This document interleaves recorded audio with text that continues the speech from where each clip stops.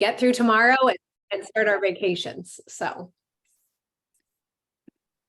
All right, I'll go ahead and start the recording. So I'm Andrea Leach. I'll be one of your hosts for this webinar, and our other host is Jo Masika. She'll be hearing. I'm Jo Masika. Yeah, it's good to see some familiar faces. So thank you all for joining us, and we're excited to share some changes that we've made to Unit 6. We've split it out into a separate unit, and I think we've rewritten every lesson in the unit. So we're excited to share those changes with you. All right, so we are going to want to make sure that everybody is getting credit for being here tonight. So in the participants list, if you will click on participants, and then if you will hover next to your name where it says more there and rename yourself with your first and your last name, if for some reason it is not showing your first or last name, that way we can make sure to take attendance and we know who is here, so that we can have stipends going out to the right people for attending. So if you guys will take a moment to do that, that would be great. We do have a few people that are.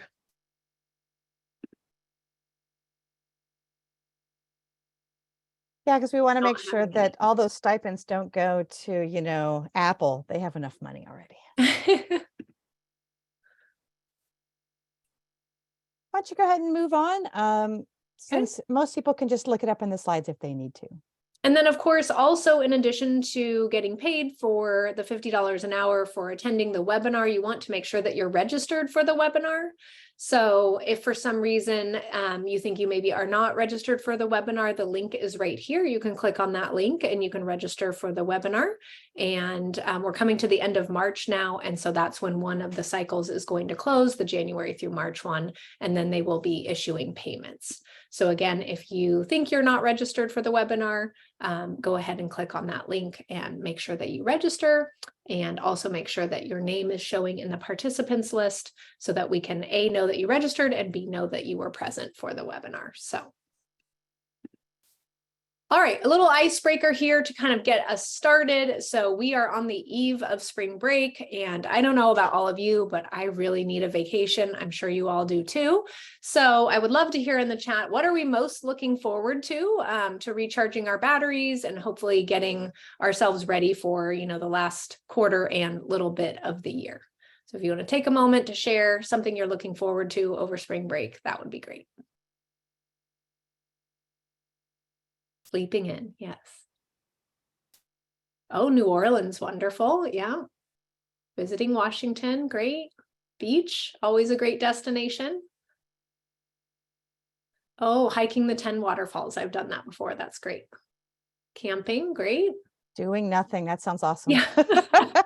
My colleague today, that was at the top of their list, was doing nothing. So it's having a whole day for relaxing. Snowshoeing, great.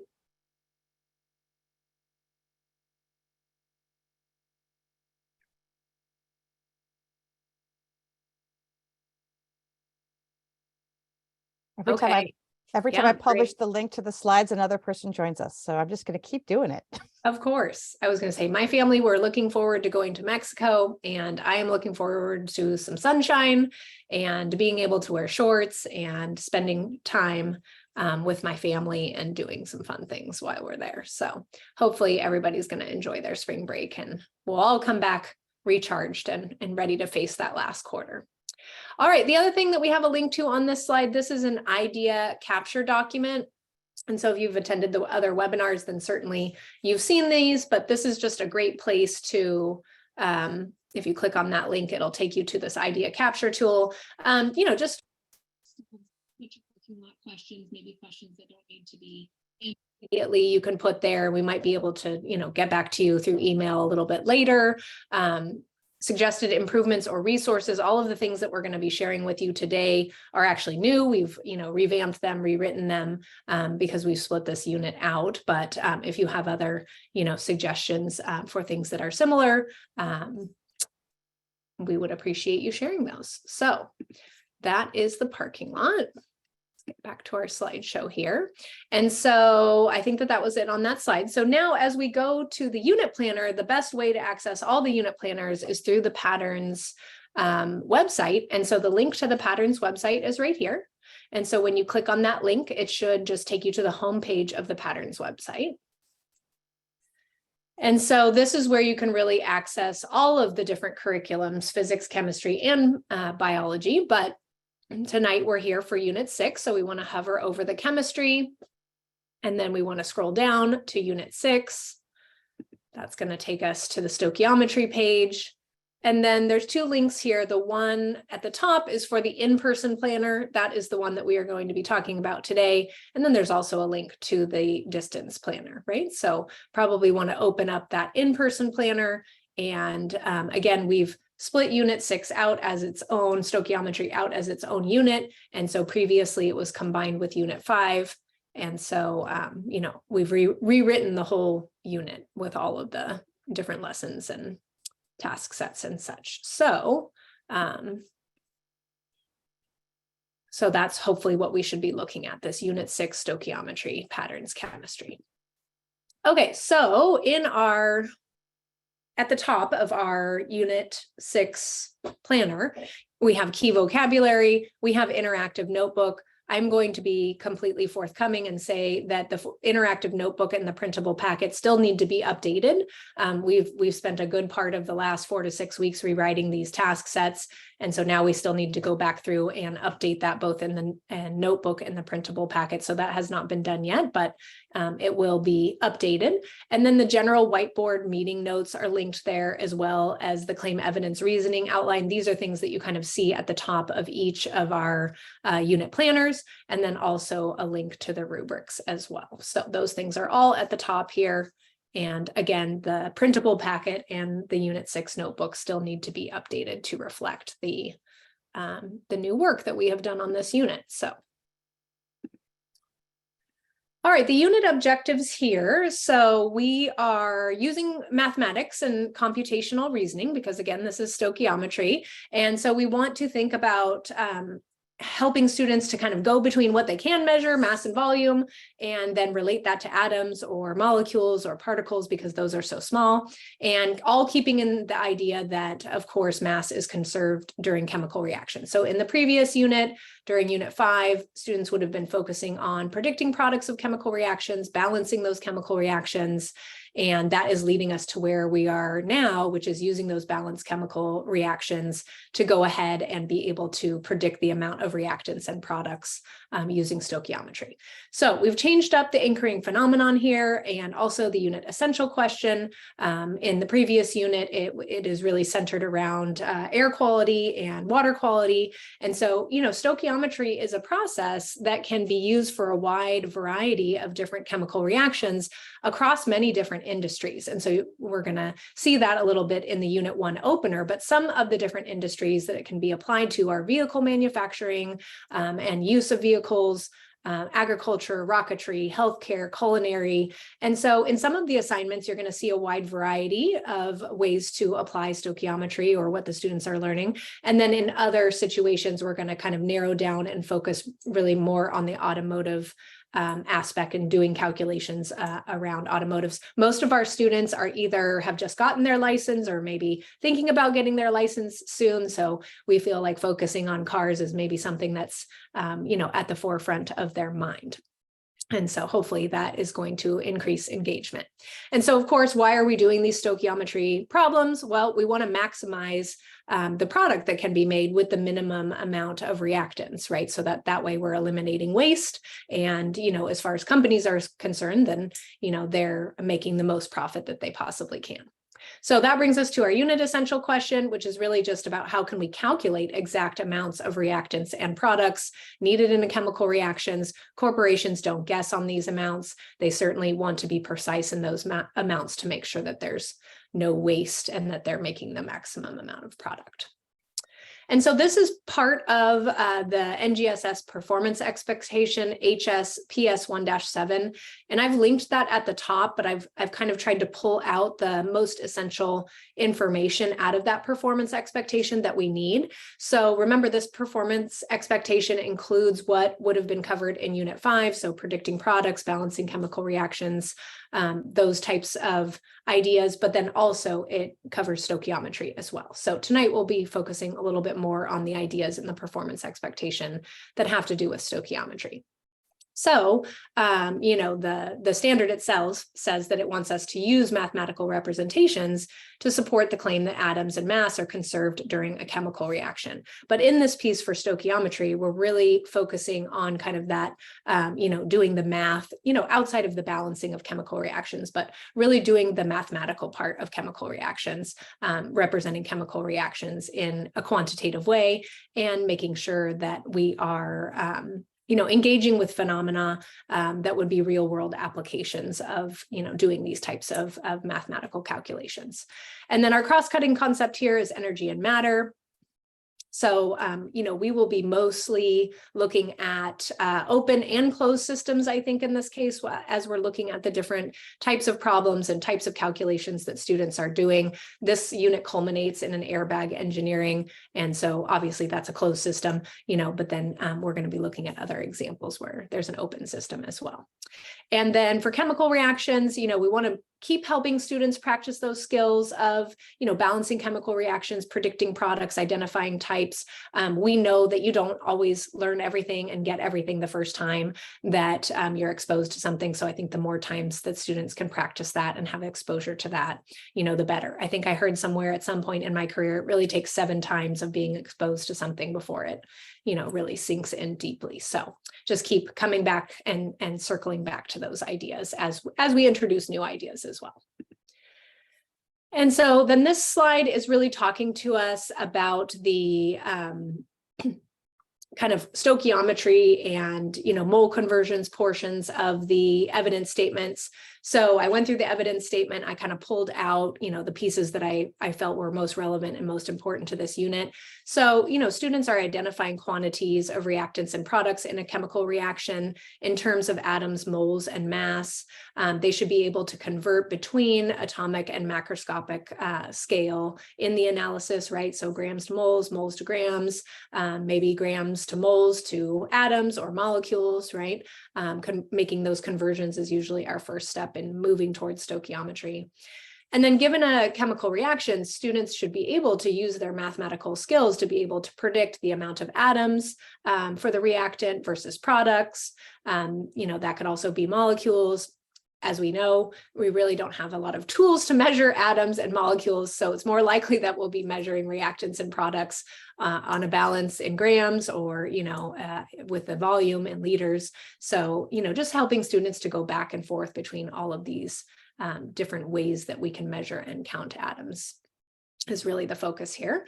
And then being able to calculate the mass of any part of a reaction given any other component. To me, that's more using the mole ratios that are in the balanced chemical equation, being able to use those. And then on top of that, combine that with the previous bullet of being able to go back and forth between mass, volume, and atoms or particles. So, and then that brings us to our last portion here, that students should be able to describe how their stoichiometry calculation support the fact that atoms are conserved, right? And that if atoms are conserved, then that means mass is conserved during a chemical reaction. So kind of bringing back that idea of balancing chemical reactions and how we're using that balanced chemical reaction in order to do all of our calculations. So if we don't have that balanced chemical reaction, then we're not able to do stoichiometry. So that's kind of the main bullets there out of the evidence statement. And so this is our roadmap for Unit 6. So we have a unit opener. We always try to start every unit with a unit opener. So that's to engage students and to get them kind of excited about the unit and asking questions that will drive the rest of the unit. From there, we're going to go into task set 2. Task set 2 is where we introduce students to the idea of the mole or the mole concept, start having them do some conversions with molar mass and taking molar mass, moles, and particles and being able to do conversions between those. Task set 3 is a lab on mole ratios. So it introduces that idea of mole ratios, where they come from in a balanced chemical reaction. And then we move on to task set 4, which is stoichiometry. That's where we're putting it all together, right? We're taking what students have learned in task set 2, we're combining it with things that they have learned in task set 3. And I always like to tell my students when we get to stoichiometry, it's kind of like, the Everest of chemistry, right? Like we're putting together all the things that we have learned in Unit 5 and Unit 6 to really be able to do this very specific task of calculating amounts of reactants and products. And then the unit culminates with an airbag engineering project. And that is the way students will apply their learning in this particular unit to a real world situation. And this is, again, why we've chosen to kind of focus in on looking at all different aspects where stoichiometry applies, but really focusing in on cars as kind of the phenomenon to keep coming back to as we go through the unit, because the unit will culminate in the airbag engineering project. All right, so I'm going to turn it over to Andrea, and she's going to talk about task set 1. All right. So if you have, like, I don't know, when I first started teaching stoichiometry, one of the biggest motivators we always had was making s'mores, but it doesn't really get deep into why we're doing stoichiometry or how it all fits together. So what we're doing is we're kind of going a little deeper than that, of like, why do we do stoichiometry beyond this? Because I don't know about you, but I always get that question of, when am I ever going to use this? And so we wanted to make sure that they had a sense of stoichiometry is everywhere. So if you go on to the next slide. So I put together this slideshow of all the places where stoichiometry is, like, why are we doing it? And where do we need different ratios of reactants and products? If you click on the slideshow, we can kind of look through it a little bit. So we're hinting at the first with just cookies, but let's keep going and I'll just show you some ideas. So first we want to do is, in learning new vocabulary, it's good to sort of break it out into pieces. And so this first slide is just breaking out that term stoichiometry. And as you build it out, it gets through like the prefix and the suffix of measurement and elements, so that we could get into the idea that stoichiometry is just measuring the number of elements, counting them, measuring them, figuring out how many they are, so that that can link into what they already know as they go forward with this crazy word. Obviously, they always ask, when am I ever going to need it? So this is what the rest of the slideshow is about, controlling reactions to get the right results. And so it goes through agriculture examples of fertilizer, and there's an example there of some where we use too much and it kills plants. There's some stuff about construction, and we were just trying to give a broad sense of all the different places that you can find stoichiometry in different kinds of careers in different parts of the world, so that students get the idea that it's everywhere. Wanted to get into like perfumes and how I tried not to think about Axe body spray, but I was definitely thinking about it when I was going to, like, too much gets you to stink, right? And then if we keep going on, it gets into rocketry, which there are some rocketry examples in some of the problems that we go through. But the idea with all of these examples is just to get them thinking about how many things are going on, how many reactions happen in the world, and how it's so important to make them happen the right way and not the wrong way. And at the end of this, after we get through all of these, we bring it back to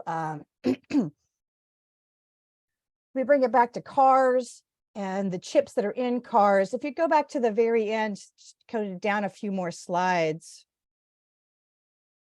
We want them to make the connections themselves.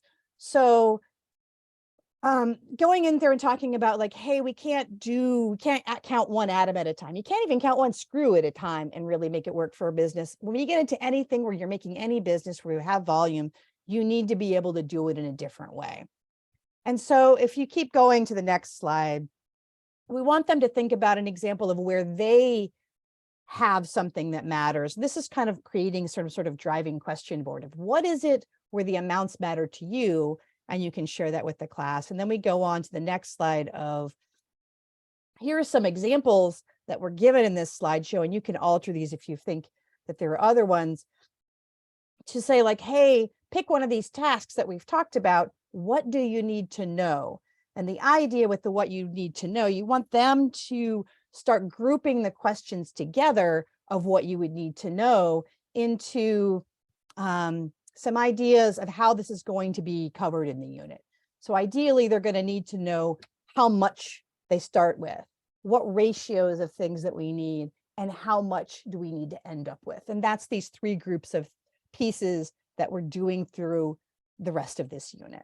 So that's kind of our driving question board. We can go, and that's sort of in, that's that task set 1. Now that's only going to take you half an hour to 45 minutes. If you have 90-minute classes, you're going to need to go on to task set 2 after a short break.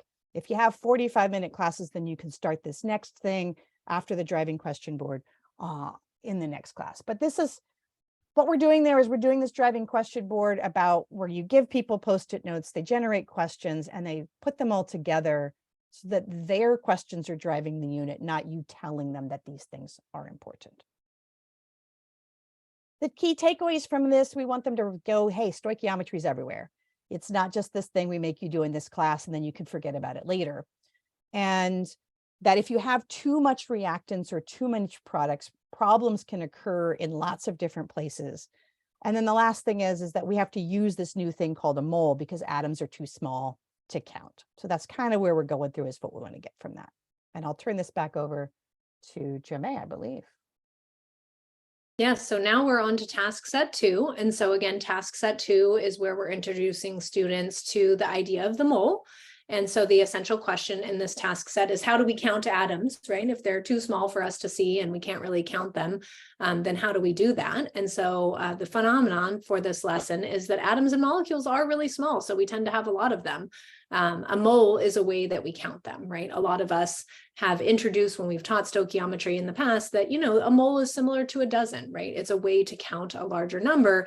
It's just in this case, a mole is representing a much larger number than 12, like a dozen does.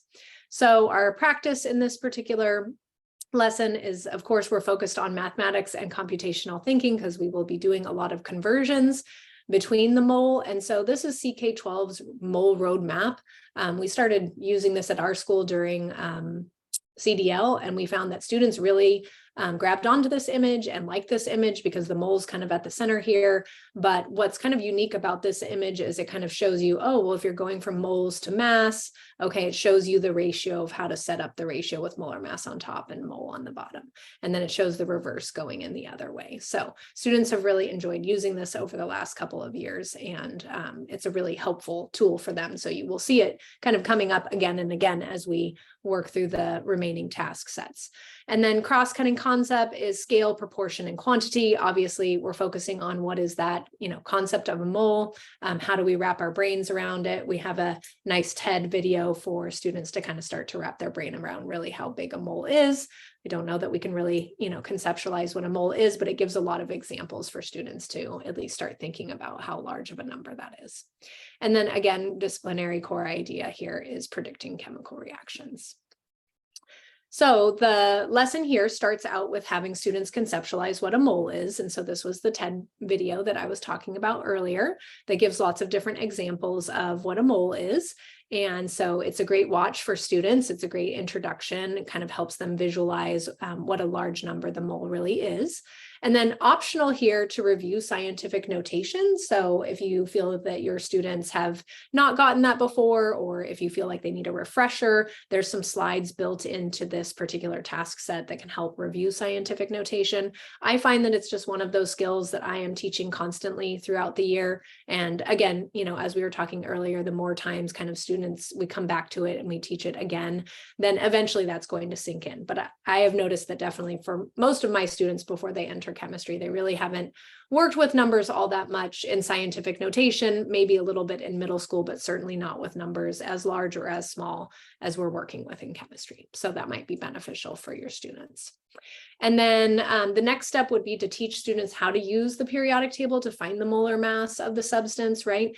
Thinking out loud, making sure that you're walking through students through the process of how you are doing that. You know, I think sometimes we underestimate, we are experts in our field, and it's very quick and easy for us to find things on the periodic table. But even still at this point in the year, students are still kind of fumbling around and taking a lot of time generally to find things on the periodic table. So I think the more you can think aloud and walk them through that process, the the better off they will be. Because as we all know, students are oftentimes trying to do other things besides just learn in the classroom as well. All right, so then as we move through the lesson there, we're going to move on to doing some introductory dimensional analysis. And so this is going to be, these are screenshots from the slides from this particular task set. And so it's showing them how to set up a ratio. I think it's really important to emphasize that what's in the numerator and what's in the denominator of the ratio are actually equivalent to one another, but just represented in different units. So in this particular problem, we've got our 3.4 moles of gold, and we're trying to turn that into a certain amount of atoms. So we have our 1 mole of gold at the bottom. We have our equivalent atoms of gold at the top with our Avogadro's number there. And, then again, walking students through, not just assuming that they're going to know exactly, how to compute this on a calculator, certainly helping them with knowing, the correct functions or buttons to use on their calculator in order to use numbers in scientific notation, I think is really important. Tool is only as good as the operator. So really going slowly kind of through these first introductory examples so that students can be, following along with you and, mimicking you. So I usually in the classroom have an I do, we do, you do kind of process. And so I usually like to do the first one for them to just show them an example. Then I usually like to call on students to help me with the next one. And then we transition usually to them doing them on their own. Now, again, this is the first time students are doing this. So you might have to go, I do a couple of times, then we do a couple of times, and then into you do after that. So as the lesson progresses, then we're moving them into doing more complicated dimensional analysis. So we can see that this example at the bottom here is taking a number of atoms of lead, and it's asking students to say how many grams that would be. So again, if we think back to the mole roadmap, we can't go directly from atoms into grams. So we have to go from atoms to moles first, right? That's the first ratio. So they will kind of see that moles are on the top here and atoms are on the bottom. And that's where that mole roadmap can really be helpful because it's showing the ratios moving in both directions. And then from there, now that we've got it in moles, moles help us make everything equivalent. So now that we've got it into moles, we can go from moles to grams there. And, I find for students that mass is one that molar mass is one that they struggle with because every substance has a unique molar mass. And so continuing to remind them that they need to go back to the periodic table, look for that element or for the elements in that compound, and then calculate that molar mass on their own, that it's not going to be a constant value like Avogadro's number or molar volume. So, and I just want to add on to that, Jermaine, that I think that when I do this, the things that students struggle with the most, if you've never taught this before, because I don't know what your experience level is with this, is that they struggle with where do all these numbers come from and where is the right place to put them. So definitely any parallels you can go to remind them, like these, when the mass is, it's coming from that periodic table. It's not just something I make up. And like this Avogadro number, it's always the same, to help them like get set in their brain that each one of these numbers comes from a place. It's a logical place. That's what we're trying to get them to. Right. It's a lot of numbers for them to manage and to go back and forth. And I think kids that are confident in their math skills kind of latch onto this and can run with it pretty quickly. Students that are not as confident in their math skills, they're going to need some building up of that confidence that, yes, you can do this. It is hard, but as you're, struggling through and you're, asking questions about, well, I'm confused, where did this come from? And the more you ask questions, then the more you will progress in building your confidence in your skills. So kind of after these introductory problems, we're going to transition to the actual assignment, which is what is your car made out of? And so this is where students would be doing the work more on their own.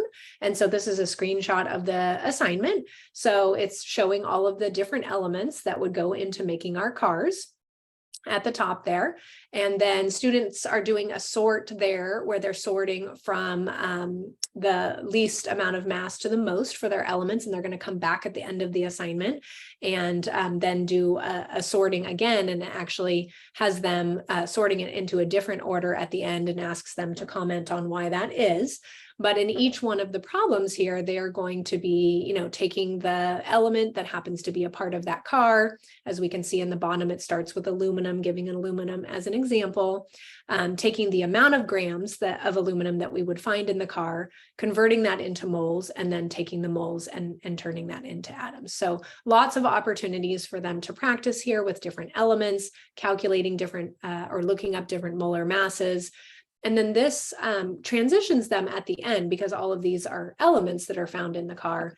This transitions them at the end to looking at an actual compound, right? Because eventually we want them calculating the molar mass of a compound. And so glass is a very common compound in the car. And so at the end of this assignment, it has them transition to looking at doing some calculations around the glass in the car, which connects to another assignment that we're going to talk about a little bit later in the stoichiometry practice problems.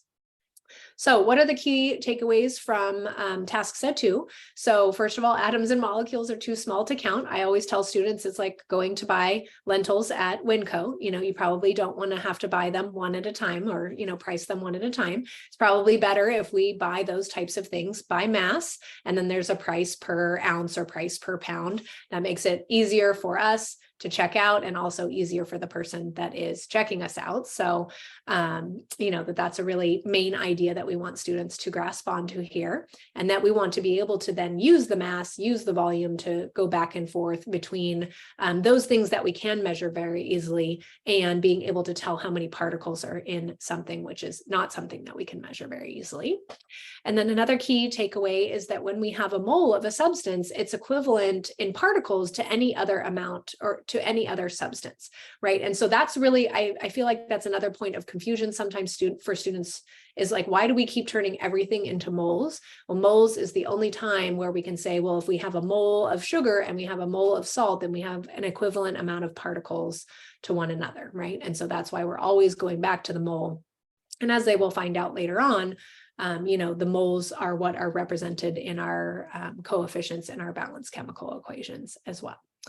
So then third takeaway here is that the molar mass of any element or compound is unique, and it's found by multiplying the mass of the element on the periodic table by its subscript and then adding all of those masses together.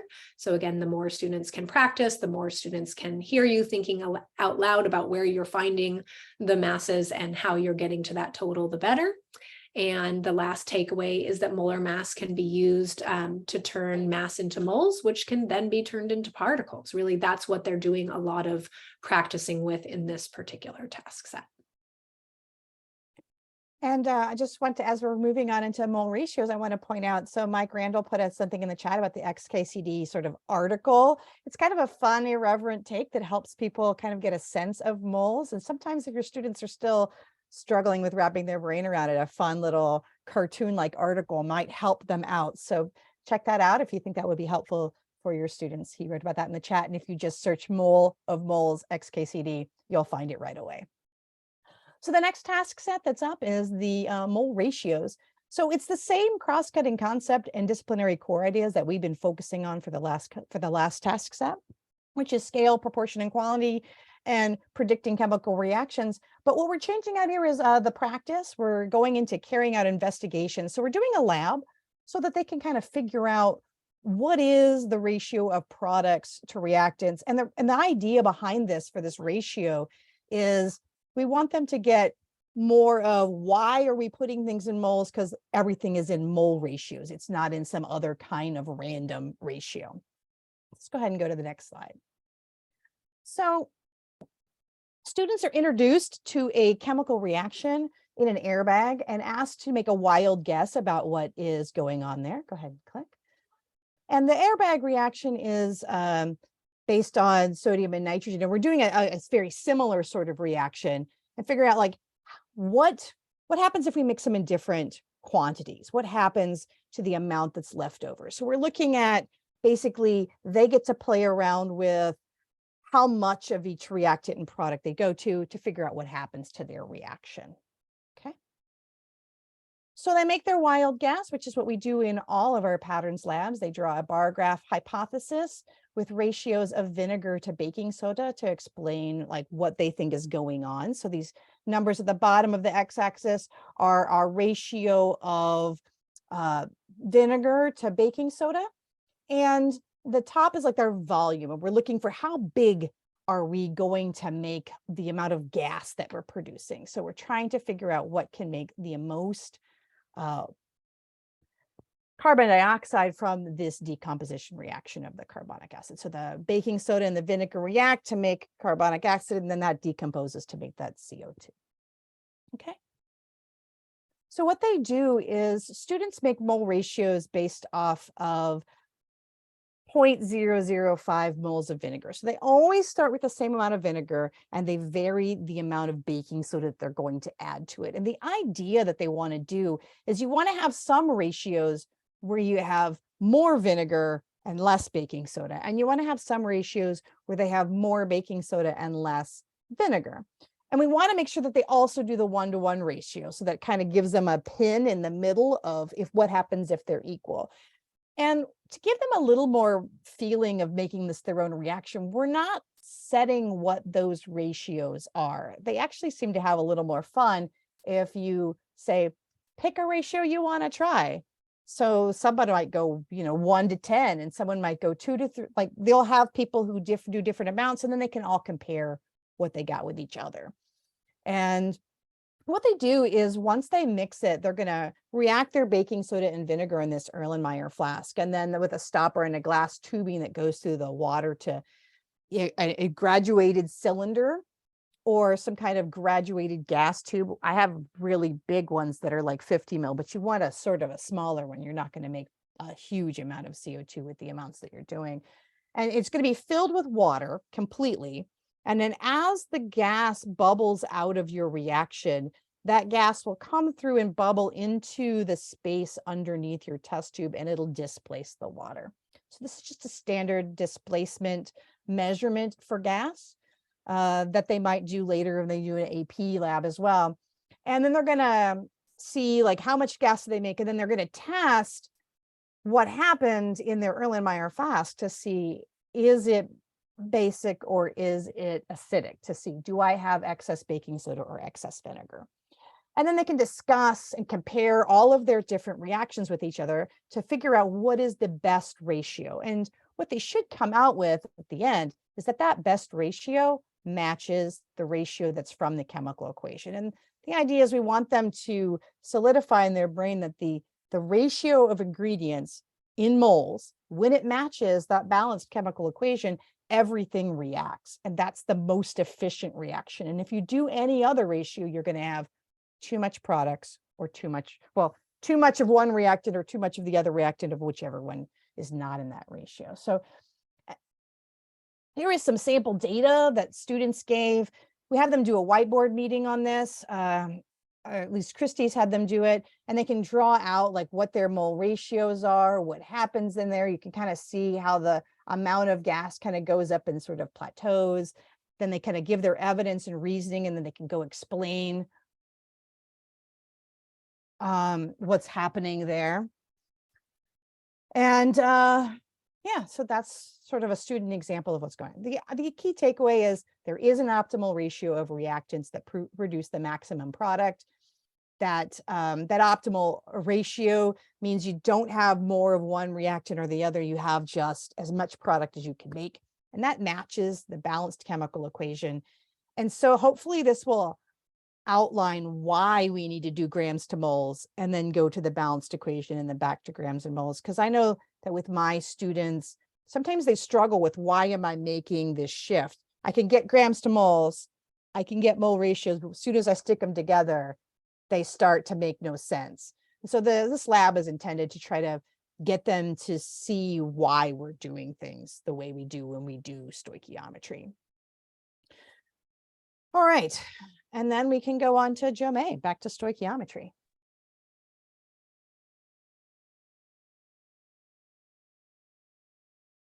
Jomei, I'm not hearing you. For some reason, you seem to be muted. Because I forgot to unmute myself. As I said, I'm very Zoom rusty now that I'm back in person. So, but I was going to say, so after you would do the lab with students, you certainly would take some time to practice doing mole ratios and extracting those from balanced chemical equations, because, you know, students aren't going to get enough practice just by doing the lab to master that skill and be ready to do stoichiometry in the next lesson. So certainly you should take time to practice that with students and make sure that they, you know, feel confident in that skill, because really in this next lesson, in this next step, we're going to be asking them to put together the information that they learned about in task set 2, which was converting between grams, moles, liters, particles, and now also adding in what they learned from task set 3, which is the mole ratios coming from the balanced chemical equation. And that is going to put it all together into stoichiometry, which is, you know, like the pinnacle of this particular unit. So our essential question for stoichiometry is, how do scientists determine how much of a reactant or product will be needed or made by a chemical reaction? And the phenomenon is that we are calculating these exact amounts of reactants and products so that we maximize the amount of product that's made while eliminating waste. And so again, we're seeing the same practice, same kind of cross-cutting concepts and disciplinary core idea. Again, remember that this is a unit that really is focused on part of one NGSS standard. So we're not seeing as much variation in the practice, cross-cutting concept and disciplinary core idea as if we would have had multiple NGSS, you know, standards embedded in this particular unit. So, all right, so as we move on to stoichiometry, so, you know, again, students are going to put together these ideas from the previous couple of task sets. And I kind of feel like it's very similar to, you know, teaching them about ionic bonding and covalent bonding. They do great when you're doing just ionic bonding. They do great when you're doing just covalent bonding. But then when you ask them to put it all together, they get very lost and you know, very confused. And a lot of times that happens with stoichiometry as well, right? So we've allocated definitely lots of practice to stoichiometry because, you know, practice is what's going to help them build confidence in their math skills. And so at the beginning of the slides for the stoichiometry lesson, it has them go back and practice, you know, how to do a conversion from, you know, moles to grams or grams to moles, how to do a conversion using a mole ratio, you know, because a lot of us that are on a block type system, it might be several days, you know, from the last time that you saw them coming into this lesson. And so it's always nice to have them refresh that information as you're going into asking them to put it all together. All right, so then we're going to move towards introducing the idea of how you go from having the mass of one part of a chemical reaction to the mass of another part of the reaction. So it's kind of the mass is the focus of this lesson. As students progress through this lesson, they will be asked to kind of end this lesson by thinking about converting to something else like volume, right? But the focus definitely is mass to mass. So just like we had a roadmap to help us in task set 2 with the you know, getting to the mole, and then once we convert something to the mole, how we get to either grams or particles or liters from there, we have a roadmap of how to solve a problem. And so we have the mass of, you know, either reactant or product A, right? And then we're going to have to use the molar mass in order to turn that into moles of that substance. And again, why are we turning it into moles? We definitely want to be reiterating and repeating to students that we're doing that, because that's the only time when we can consider you know, compounds equal to one another, right, is when they're in moles. So we want to go to moles of that substance. Then once we've got them into moles, then we can fall back to what we learned in task set 3 about the mole ratios. And we can use the mole ratios from the balanced chemical equation to turn our either reactant or product into whatever it is that we are searching for or calculating for. So that's where we're going to use the coefficients from the balanced chemical reaction to get moles of substance B. And then, of course, it's going to be a lot easier for us to, you know, to measure in mass, because we don't really have tools that measure moles or atoms, really. So we're going to use the molar mass to then convert it back into the mass of that substance. So, you know, that we would actually be able to measure it out on a balance. So that's kind of our roadmap for our stoichiometry. And, you know, now, you know, what I would do is that I would demonstrate how to do a stoichiometry problem, right? So at the very beginning of this particular practice problem, you know, this practice problem happens to be about calculating how much hydrogen is needed for a rocket to go into space.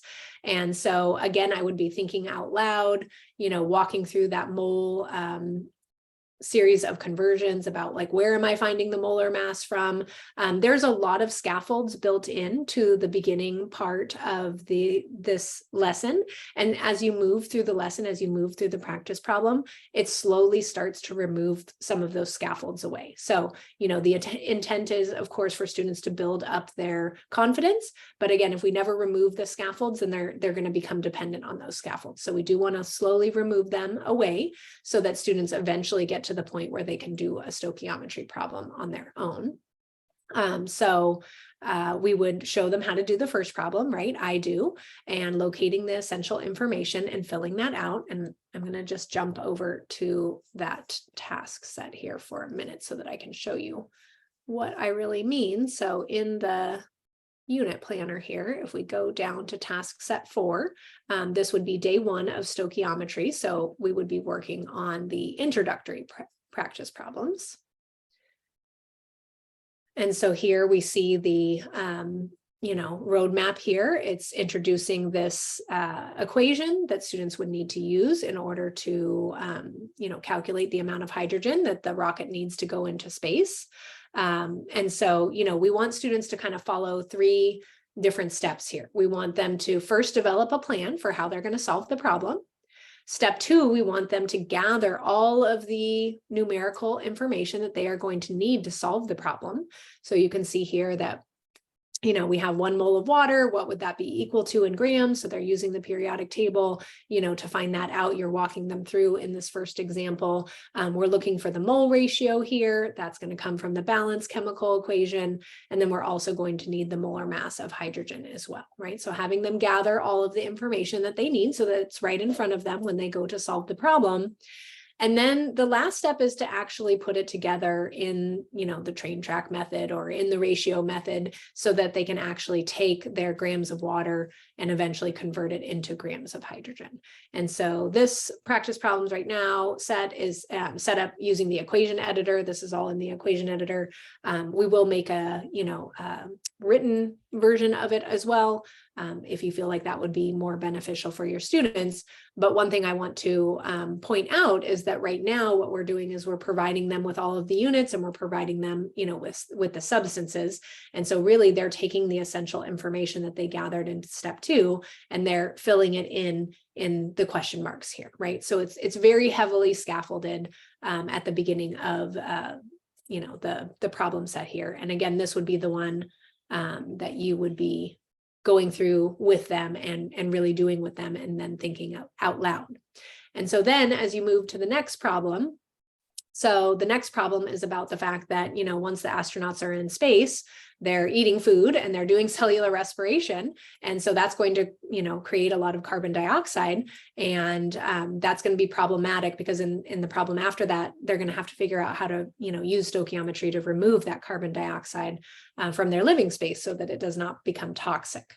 So, again, this would be the one that I would do, with students' help. So I would be calling on students in class, helping me, first of all, figure out what should our plan be? Like, let's look back at the problem. What are we starting with? Okay, grams of sugar. So let's fill that in. Now, okay, what are we trying to figure out if we look back at the problem? Oh, well, we want to know how much carbon dioxide the astronauts are going to breathe out. Okay, so we know that we need to end up with grams of carbon dioxide. Okay, let's work backwards now and let's think about how are we going to get from grams of sugar to grams of carbon dioxide, and then helping to fill in the moles of the sugar and the moles of the carbon dioxide.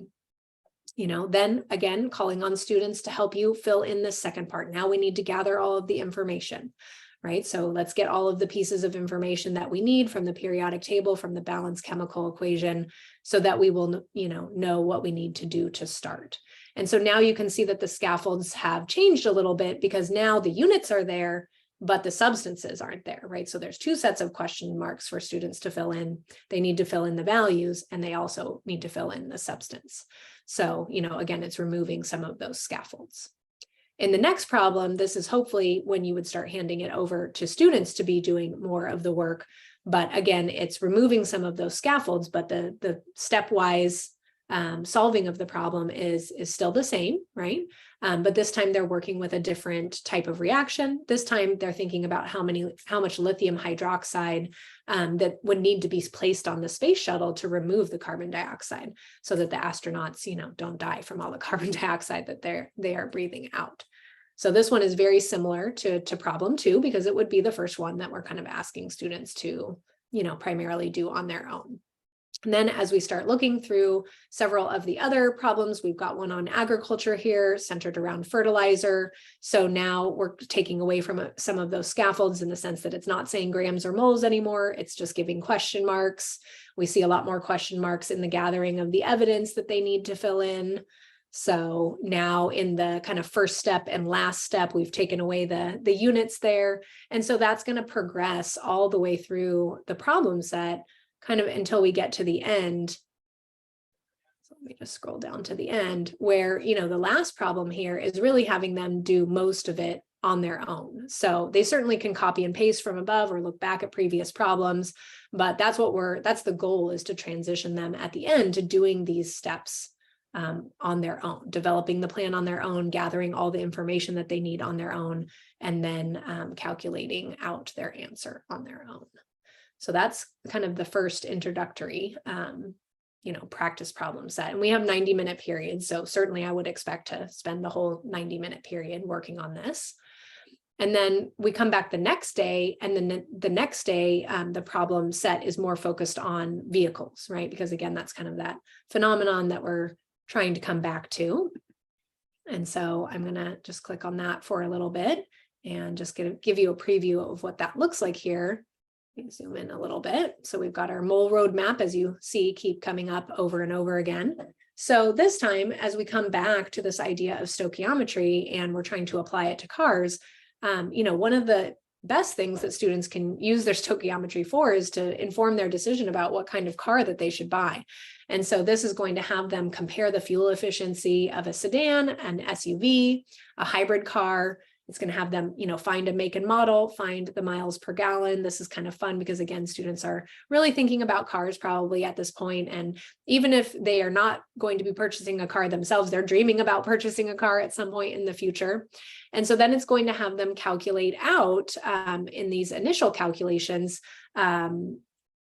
how many gallons of gas that they would need to use. So again, this is a problem that they will use dimensional analysis for, although it's not a stoichiometry problem, but it gives them some additional practice with doing those calculations. So they will figure out how many gallons of gas that they would use in the year. And this is based on how many miles teens drive, right?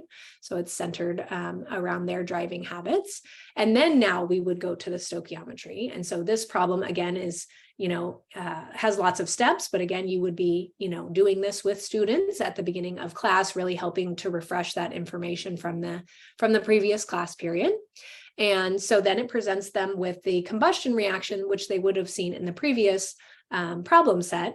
But you can notice that we're kind of picked up with some scaffolds, right? We have some kind of pieces here for them to kind of remember that there's 3 steps in the problem, and then there's kind of 3 things to fill in on each part of the ratio and that kind of thing. But it doesn't have, the make the plan. It doesn't have the gather the evidence.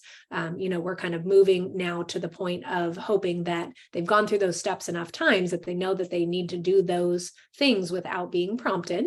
But again, you would be using this as an example to show them. And so I would probably do the one with the sedan, figuring out how much carbon dioxide is going to be given off from the gallons of gasoline from the sedan. And then, I would transition to having a student help me do that, or several students help me do that for an SUV.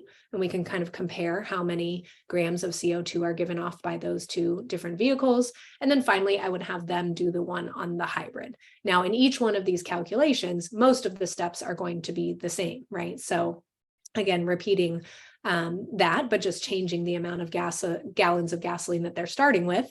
And then again, they'll have to recompute their answer because that is going to change the amount of carbon dioxide that they're going to end up with. So that's kind of the introductory problem to kind of help get going, refresh our memory, get going back into doing stoichiometry problems. And then it has them write a little something about which would be the best choice for them to reduce their carbon emissions. So thinking about buying cars in the future and what would be the most responsible choice for our environment. And then from there, it transitions into, going back and doing some practice. So like this one is having students write out the reaction and balance it on their own. So pulling in some of those skills from the previous unit. This one is also centered around car use. So in this particular one, it's talking about carbon monoxide and the fact that we don't get complete combustion when we combust gasoline in the car. And so it's having them calculate how much carbon monoxide would be given off if the car was just sitting in the, garage idling for 15 minutes and using this small amount of gas. Then it's moving into looking at the fact that, and this is connecting back to Unit 5, that NOx gases are created with the high temperatures that are associated with combustion. So this time it's having them balance the reaction, although it's giving them the reaction. So still practicing some of those previous skills. And then it's having them calculate both how much oxygen and how much nitrogen are being used from the environment to create the 1.3 grams of nitrogen dioxide that is given off for each mile. So as we progress through the problem set, there's some questions here that are about glass and the making of glass and how adding sodium is going to lower the melting point of glass. So students are doing some calculations around the, how much sodium would have to be put in order to, make this certain amount of glass for the vehicle. Now, this process of making the glass also releases a lot of carbon dioxide. So it has them calculating the amount of liters this time of carbon dioxide. So it's switching it up from grams, adding a little bit of extra challenge. And then we move into kind of the last series of questions, which has to do with the steel and the making or the mining of iron ore to refine that iron into pure iron and then eventually use that to make steel. And so this one is fairly complicated in the sense that there's lots of different reactions going on. But I've tried to put this figure into a Google drawing. I've annotated it so that students are looking at these green reactions. These ones are really the ones where the iron ore, which is the Fe2O3, is being refined into the pure iron. And I kind of put a star there to kind of help them pay attention that series of reactions is really helping this.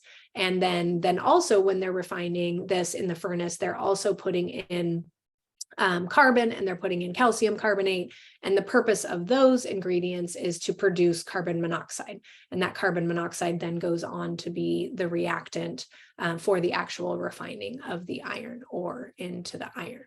So there's several questions about this figure. And so at first we kind of had it very open-ended.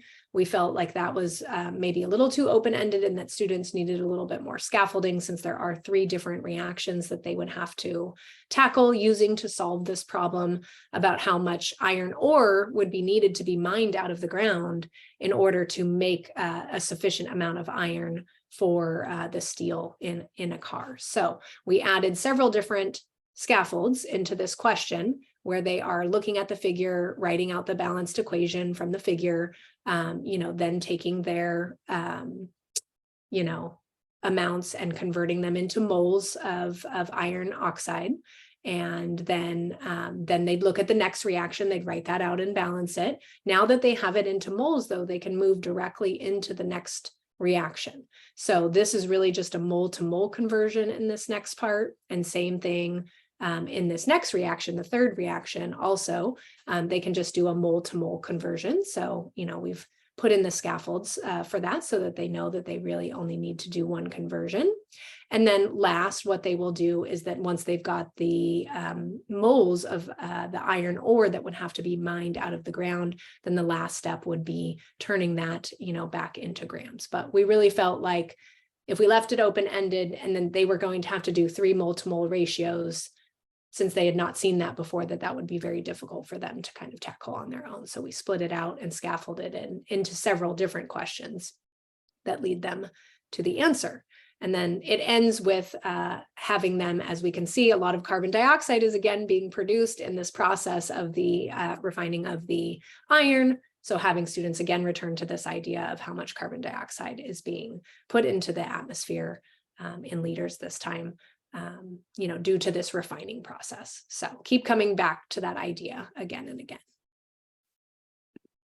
Okay, so I think I saw Emma asked, does this unit include molarity? It does not. So, I mean, certainly you could add that. I'm always finding that I don't have enough time.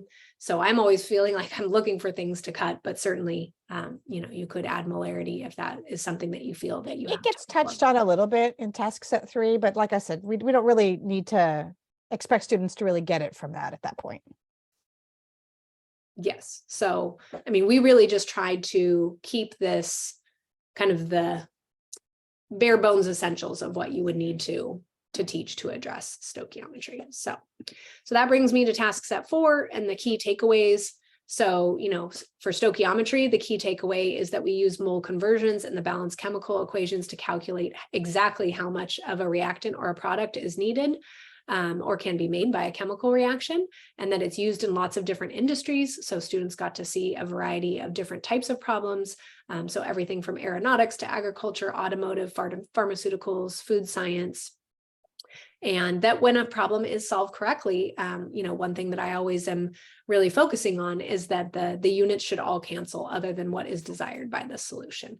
And so, in the slides, which I have a picture of that here, in the slides, it really, points that out to students that, if we have grams of water on top here and we have grams of water on the bottom here, that those units are going to cancel one another.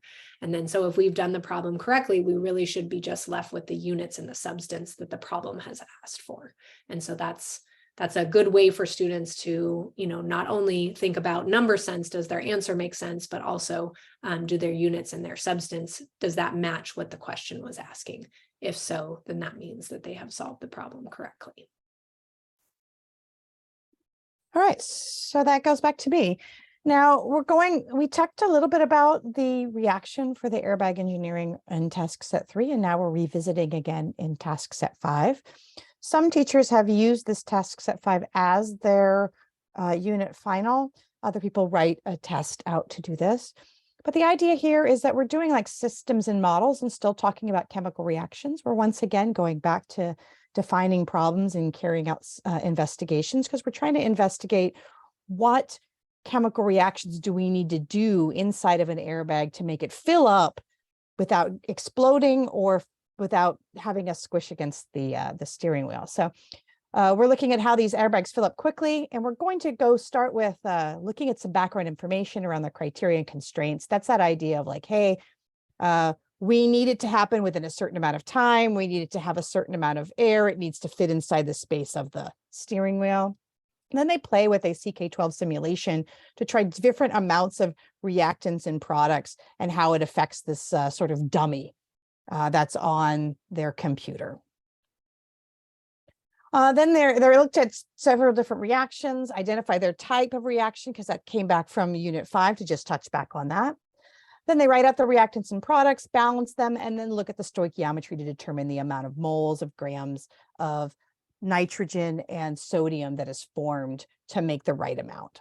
And then they have to figure out how much potassium nitrate is needed in the second reaction to figure out how much additional N2 is formed, because you don't want it all at once. It has to kind of like fill a little bit and then a little bit more, or else the bag will explode. So they generate solutions by looking at going back to that baking soda vinegar reaction, but this time instead of doing it in the Erlenmeyer flask, they're doing it inside of a Ziploc bag and converting the CO2 volume into a mass. And I believe that the ways that people have done this in the past, like when I measure a volume of something that's inflated like a bag, I tend to use a string around it and then calculate the volume based on sort of the geometry of the bag. There are probably other ways to do it, but that's how I've done it before. And then they perform a couple different trials to see, like, is it filling up the amount that I want it to get to the size of bag that it should be in that Ziploc bag. They feel like most of our engineering design projects, they'll have to do some error calculations, do pros and cons of the design, do a final report that talks about the solutions, the errors, the future modifications. So this can, since it has all of the pieces of stoichiometry and has all of the pieces of an engineering design project, this is why some people are using this as sort of the final project instead of necessarily always doing a test. So the things that they're going to get out of this is really like stoichiometry can save lives. That goes back to that initial slideshow that we put together, that stoichiometry is everywhere, and that if we have the right amounts, we can do the things we need to do. And inaccurate calculations can lead to toxic products, underinflation, ways that we don't end up with the right reactions happening. So we applied it to a real world scenario and involved both things from Unit 5 of predicting products, as well as balancing reactions and that stoichiometry, because they all sort of do fit together. Even though we are sort of leaning on Unit 5, we split these apart because of the Unit 5, Unit 6, when we had them originally together, was too big of a unit for a lot of teachers. So we took that feedback to try to break them apart, but they do still relate together. You can't really do stoichiometry without balancing. So that's kind of how they all do fit together and back into the world. All right. So before we go on to the upcoming webinars, are there any questions or things that we need to talk about that we need to go back over from any of this webinar for you guys? Were there anything that came up for you?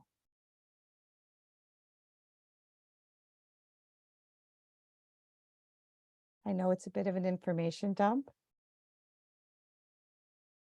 I know that one of the things I didn't mention that I would like to mention is that sometimes my students don't always get through that stoichiometry and feel like they've really got it down. Sometimes I find that if I'm doing a test, which before COVID, I definitely did tests on it. I would often do a practice test under test conditions.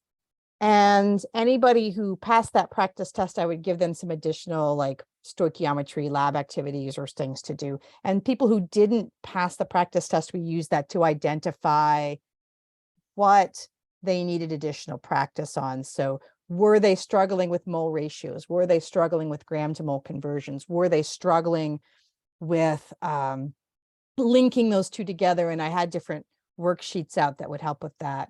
Another thing I find for students who struggle to keep up with the math is color coding.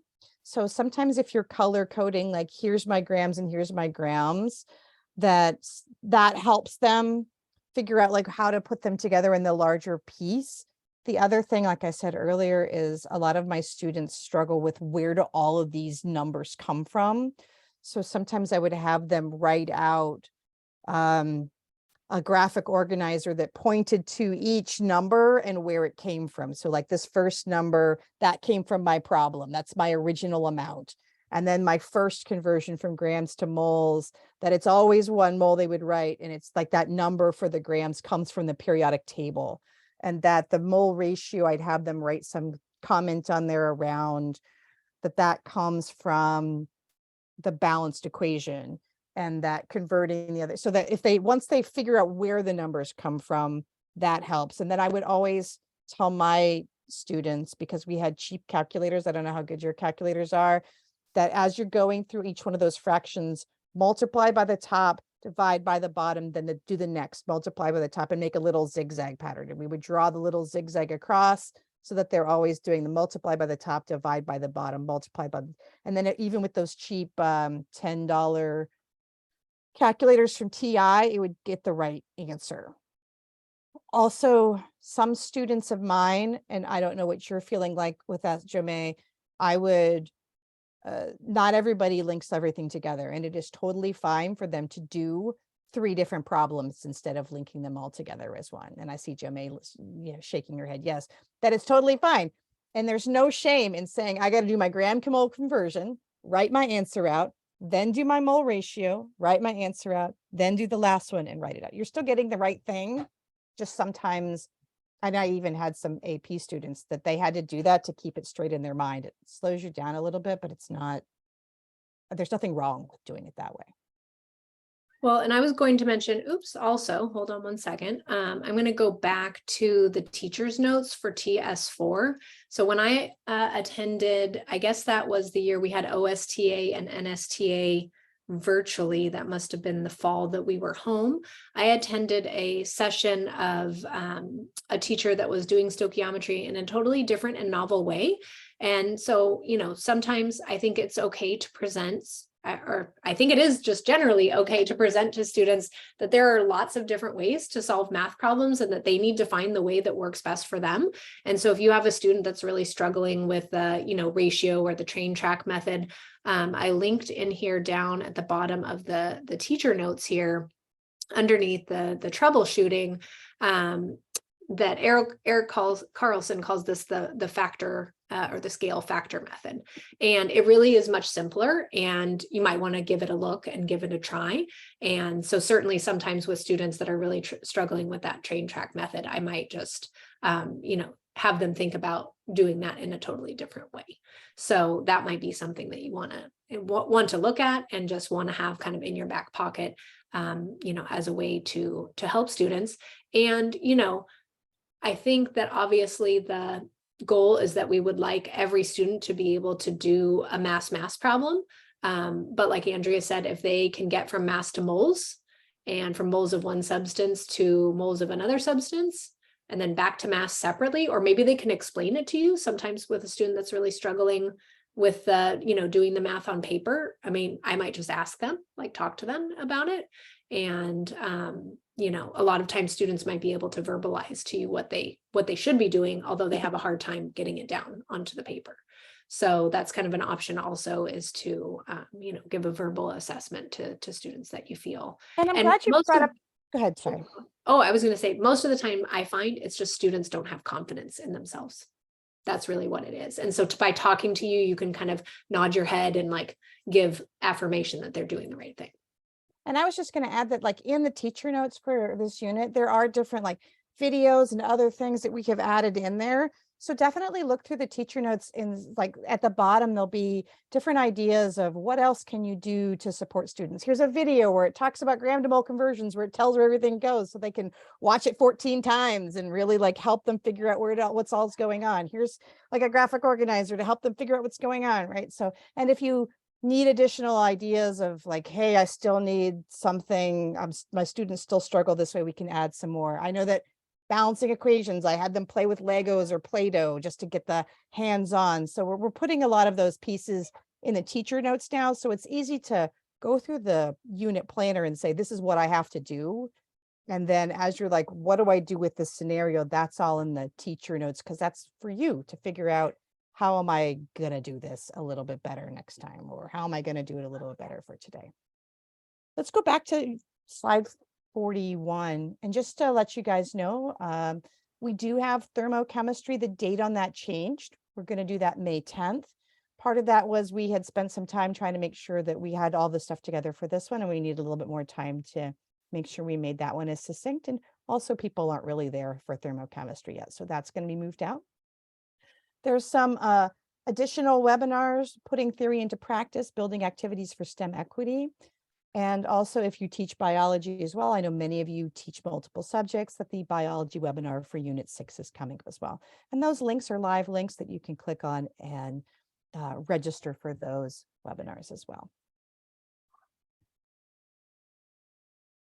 All right, so we want to first thank you all for showing up, because it's the day before spring break and you're here getting professional development and learning about our new stoichiometry unit. So we certainly appreciate that. There is a link to the Unit 6 webinar feedback. We would love it if everybody will click on that link and fill out that feedback. Obviously, this is a short unit, right? I think we've kept it in the unit plan to, oops, that's not the unit plan.